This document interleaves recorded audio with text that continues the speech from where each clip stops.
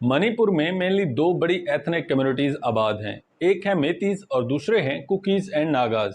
इन दोनों कम्युनिटीज के दरमियान क्लैश चल रहा है और वो इस हद तक बढ़ गया है कि एक सिविल वार की सी सिचुएशन बन गई है।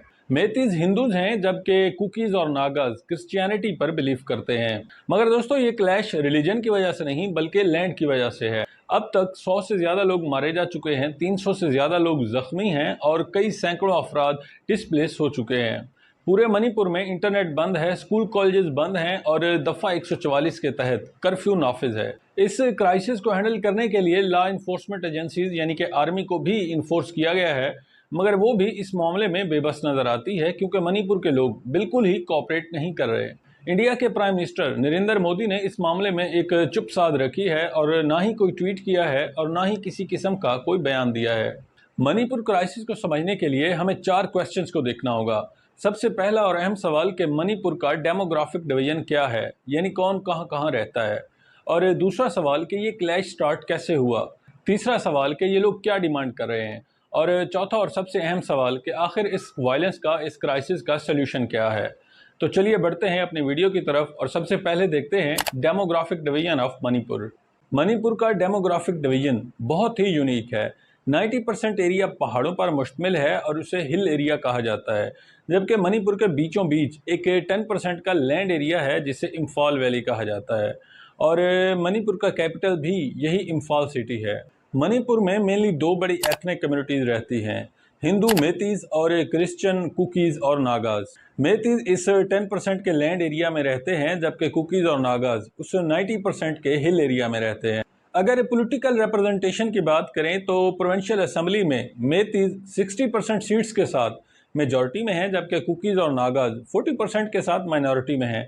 और यही वजह है कि इन 75 सालों में कुकीज के सिर्फ 2 मरतबा सीएम सेलेक्ट हुए हैं, बल्कि बाकी अरसा में मेतीज ही पावर में रहे हैं। मणिपुर का ये 10% लैंड एरिया यानी इम्फाल वैली फर्टाइल है और यहाँ खेती बाड़ी भी होती है।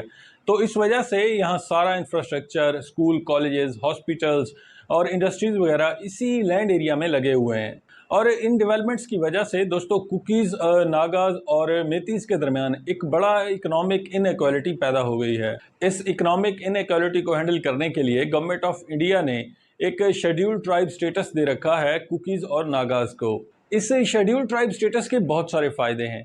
मिसाल के तौर पर गवर्नमेंट जॉब्स में कोटा, एजुकेशनल इंस्टीट्यूशंस में रिजर्वेशंस और इसके अलावा जो 90% लैंड एरिया है उसमें कुकीज़ के अलावा कोई भी ज़मीन खरीद या बेच नहीं सकता और ना ही किसी किस्म का कोई बिजनेस कर सकता है। जबकि बाकी का जो 10% लैंड एरिया है यानी जो मेतीज़ का एरिया है उसमें ना सिर्फ कुकीज़ बल्कि पूरे इंडिया से कोई भी प्रॉपर्टी खरीद या बेच सकता है और बिजनेस कर सकता है। दूसरा सवाल कि आखिर ये क्लैश स्टार्ट कैसे हुआ। दोस्तों मेतीज़ का मानना है कि ना सिर्फ कुकीज़ बल्कि बाकी पूरे इंडिया से दूसरी कम्युनिटीज़ इम्फाल वैली में लैंड खरीद या बेच सकती हैं और बिजनेस कर रही हैं, जिस वजह से मेतीज़ के लिए एरिया कम हो रहा है और इसीलिए उन्हें भी एक शेड्यूल्ड ट्राइब का स्टेटस मिलना चाहिए ताकि बाकी कम्युनिटीज़ इम्फाल वैली में लैंड ना खरीद सकें। मगर हाल ही में मणिपुर हाई कोर्ट के एक सिंगल बेंच जज जस्टिस MV मुरलीधरन ने एक रूलिंग दी कि इन मेतीज कम्युनिटीज़ को भी शेड्यूल्ड ट्राइब स्टेटस के लिए कंसीडर किया जाना चाहिए। हालांकि बाद में सुप्रीम कोर्ट ऑफ इंडिया ने इस फैसले को ये कहते हुए नल एंड वॉइड करार दे दिया कि ये फैसला करने का इख्तियार ही जस्टिस MV मुरलीधरन के पास नहीं है, यानी ये उनके जुरिस्डिक्शन में ही नहीं आता। दोस्तों शायद सुप्रीम कोर्ट ऑफ इंडिया की तरफ से ये क्लैरिफिकेशन आने में काफ़ी देर हो गई और उसका नतीजा ये हुआ कि 3 मार्च को कुकीज़ और नागाज ने एक ट्राइबल सॉलिडेरिटी मार्च निकाला चुचनपुर में और इस रैली के जरिए ही फिर वायलेंस शुरू हुआ। अब दोस्तों ये वायलेंस किस कम्युनिटी ने पहले शुरू किया ये कहना बहुत ही मुश्किल है क्योंकि अभी तक कोई भी इंडिपेंडेंट इन्वेस्टिगेशन नहीं हुई है। मगर आहिस्ता आहिस्ता ये वायलेंस इतना बढ़ गया कि स्कूल और कॉलेजेस बंद करने पड़े, पूरे मणिपुर में इंटरनेट सस्पेंड कर दिया गया। और तीसरा और सबसे अहम सवाल कि आखिर ये कम्युनिटीज़ क्या डिमांड कर रही हैं। तो दोस्तों government of India backward communities के वेलफेयर के लिए 3 लिस्ट को मेंटेन करती है, OBC, शेड्यूल्ड ट्राइब और शेड्यूल्ड कास्ट। मेतीज़ को पहले ही OBC और शेड्यूल्ड कास्ट का स्टेटस मिला हुआ है, जबकि वो शेड्यूल्ड ट्राइब के स्टेटस की भी मांग कर रहे हैं ताकि हिल एरिया में वो लैंड भी खरीद सकें और अपने बिजनेस भी बढ़ा सकें। तो दोस्तों ये क्लैश सारा है ही लैंड की वजह से। दूसरी तरफ कुकीज़ का ये मानना है कि मेतीज़ ऑलरेडी बहुत अच्छी पोजीशन में है। सारी फैसिलिटीज़ और इंफ्रास्ट्रक्चर उन्हीं के पास है और वो कुकीज़ और नागा से बहुत आगे हैं। तो इसीलिए अगर उन्हें शेड्यूल ट्राइब का स्टेटस दिया गया तो इन दोनों कम्युनिटीज़ के दरमियान इकोनॉमिक इनइक्वालिटी का जो गैप है वो और बढ़ जाएगा। इसीलिए उन्हें ये स्टेटस नहीं दिया जाना चाहिए। अब दोस्तों बढ़ते हैं चौथे और सबसे अहम सवाल की तरफ कि आखिर इस क्राइसिस का सलूशन क्या है। अगर इस सारे मामले को गौर से देखें तो एक चीज खुलकर सामने आती है और वो है मिसकम्युनिकेशन। क्योंकि जब मणिपुर हाई कोर्ट ने मेतीस के लिए शेड्यूल ट्राइब स्टेटस की कंसिडरेशन का कहा तो इसका मतलब ये था कि अभी ये सारा मामला ज़ेरे गौर लाया जाना था और ये कोई डिसीजन नहीं था।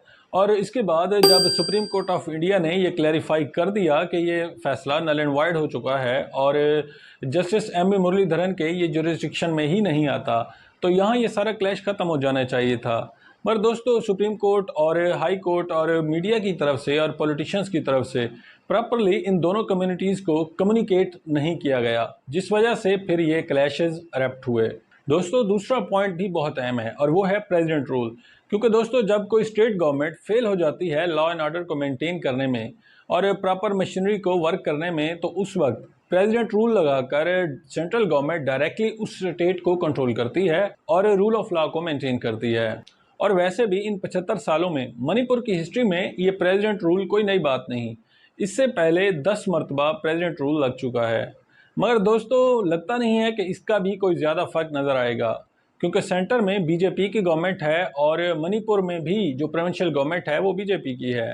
तो नज़र यही आता है कि अगर बीजेपी सीरियस होती तो अपनी प्रोविंशियल गवर्नमेंट के ज़रिए भी इस मामले को हैंडल कर सकती थी। क्योंकि जितनी देर लगती जाएगी और जितना क्लैशेस बढ़ते जाएंगे उतना ही बाकी लोगों को प्रोपेगेंडा करने का मौका मिलेगा। क्योंकि अभी तक जो सुनने में आ रहा है कि इस क्लैश को हिंदू वर्सेस क्रिश्चियन का भी नाम दिया जा रहा है और जिस वजह से यूरोपियन यूनियन और बाकी यूरोपियन कंट्रीज़ भी इस मामले को कंडेम कर रहे हैं। दोस्तों आज के इस सोशल मीडिया के दौर में और इंटरनेट के दौर में इतनी मिसकम्युनिकेशन नहीं होना चाहिए। तो अगर इस मामले को हैंडल करना है तो प्रॉपरली कम्युनिकेशन और उसके बाद जो गवर्नमेंट की तरफ से सीरियस कंसर्न्स हैं वो ज़रूरी हैं। दोस्तों उम्मीद करते हैं वीडियो आपको पसंद आया होगा। आपकी इस बारे में क्या राय है हमें कमेंट सेक्शन में ज़रूर बताइएगा और जाते जाते चैनल को भी सब्सक्राइब कर दें और बेल आइकन पर क्लिक कर दें। Thank you.